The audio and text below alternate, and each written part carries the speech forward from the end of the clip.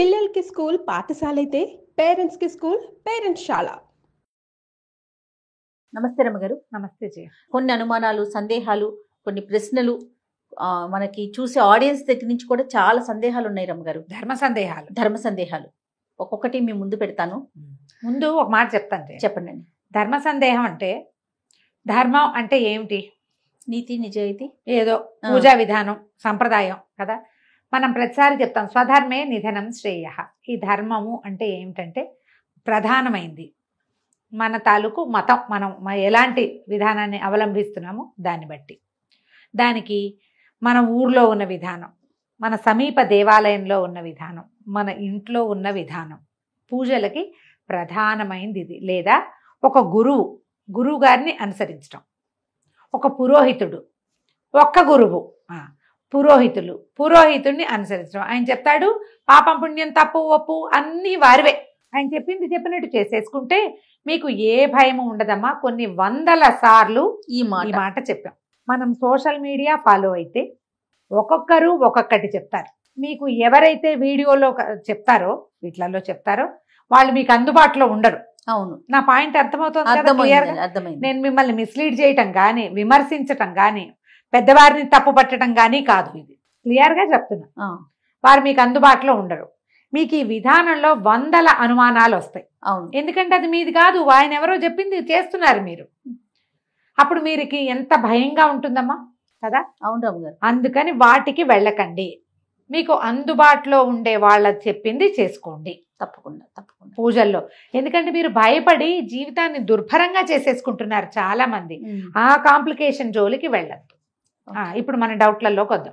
కలశం పెట్టుకుంటాం కదండి, కలశానికి ప్రత్యేకించి ఏమన్నా పూజ చేయాలా, నివేదన పెట్టాలా, అసలు కలశాన్ని మనం ఎలా తయారు చేసుకోవాలి? దేవి భాగవతంలో కలశం గురించి ఒక వివరంగా చెప్తారు జయ.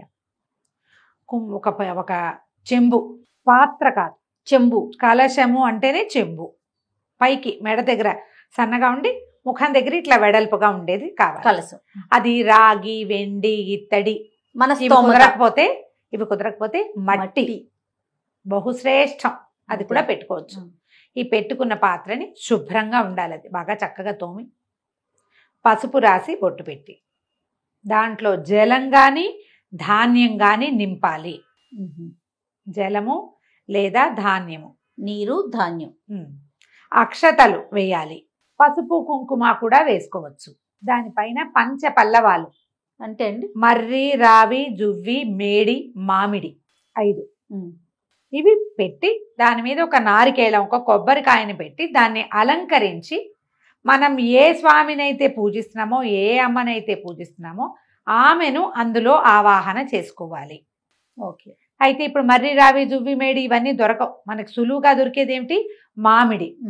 తమలపాకులు పెడుతున్నారు చాలా మంది. అవునండి, తమలపాకులు చెప్పబడలేదు, మామిడి చెప్పబడ్డాయి. మామిడి సులువుగా దొరుకుతుంది. ఈ మామిడి ఆకులు పెట్టి దాని మీద కొబ్బరికాయ పెట్టుకుంటాం. దాన్ని అలంకరణార్థం వస్త్రం ఏదైనా చక్కగా మడత పెట్టి దాని మీదకి పెడతాం.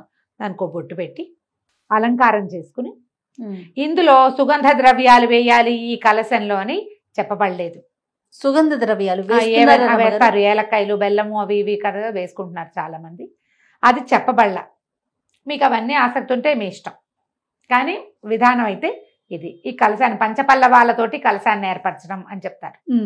ఈ కలశంలో ఉన్న జలం మన పూజ అయిపోయాక, ఇప్పుడు నేను పైదాకా నీరు పోసి దాని మీద కొబ్బరికాయ పెట్టామనుకో, ఆలోచించండి, ఈ తడి తగిలి కొబ్బరికాయ పాడవచ్చు కదా. అవును. నాని కొబ్బరికాయ ఏదైనా ఇబ్బంది అవుతుందేమో చూసుకోండి. బియ్యమో ధాన్యమో అయితే ఏమో ఇబ్బంది ఉండదు.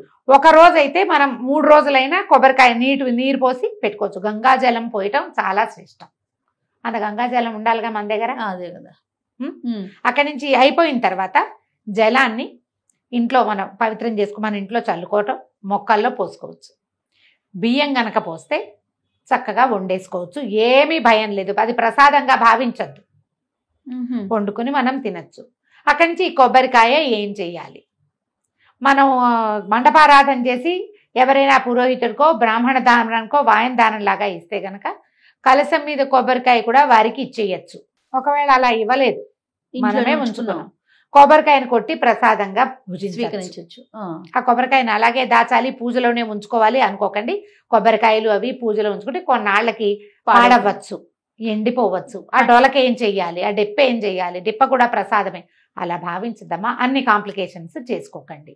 పైన మనం జాకెట్ ముక్క రవిక పెడతాం కదా, దాన్ని ఏంటి రమ్మగారు? దాన్ని మనం పురోహితుడికి ఇస్తే రవిక పట్టు సరే, కూడా సరే. వారికి ఇచ్చేస్తాం, లేకపోతే మనం కుట్టించుకోవచ్చు. ఓకే.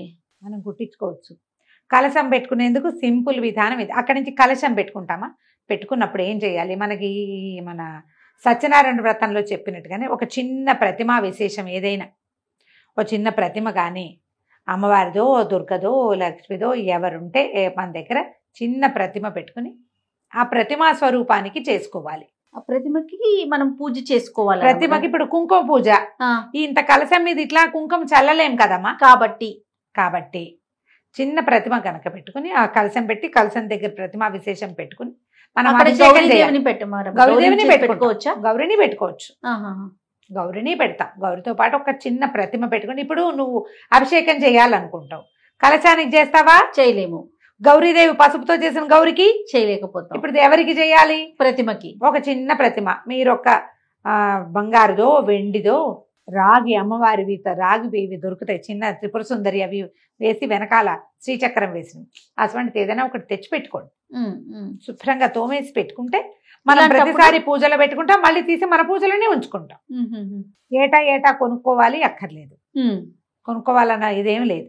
మన ఇంట్లో ఉన్న ప్రతిమ శుభ్రం చేసుకోవటం, మనం ఆవాహన చేసేటప్పుడు ఆ ప్రతిమా విశేషంలోకి కూడా అమ్మవారిని ఆవాహన చేసుకోవటం. ఇప్పుడు ప్రతిమ కావాలి కదా మనకు ఒక స్వరూపము. ఆవాహన అంటే ఒక విషయం అమ్మగారు, ఇప్పుడు మనకి బయట ప్రతిమలు కనిపిస్తా ఉన్నాయి, కలశం మీద పెట్టడానికి అమ్మవారి ముఖంతో చక్కగా మొత్తం పూర్తిగా అన్ని ఉన్నట్లుగా, ముఖం కళ్ళు ముక్కు అన్ని శరీరవయవాలతో ఉన్నట్లుగా కనిపిస్తా ఉన్నాయి. అది పెట్టుకునేటప్పుడు ఏమైనా ప్రత్యేకమైన నియమాలు పాటించాలా? అది ఎవరిమైనా పెట్టుకోవచ్చా? అవి కొత్తగా వచ్చినాయి కదా జయ, అదేంటంటే స్పాంజీలు కూరి, గుడ్డలో స్పాంజ్ కూరి చేసింది. ఊరికే అలంకరణార్థమేనమ్మా, అలంకారం కోసమే. మీరు అలంకరించుకున్న దాన్ని ఒక స్వరూపంగా మీరు అనుకుంటున్నారు, తర్వాత అన్ని తీసేస్తారు ఏ ముక్క కా ముక్క, అన్నా కాదు? అవును రమ్మ గారు. ఇప్పుడు అందుకని దాని బదులు జల కలశం పెట్టుకోండి. మీకు కావాలంటే, మీకు ప్రతిమ మీద ఆసక్తి ఉంది, ఇట్లా చక్కగా అలంకారం చేసుకో, పెట్టుకో.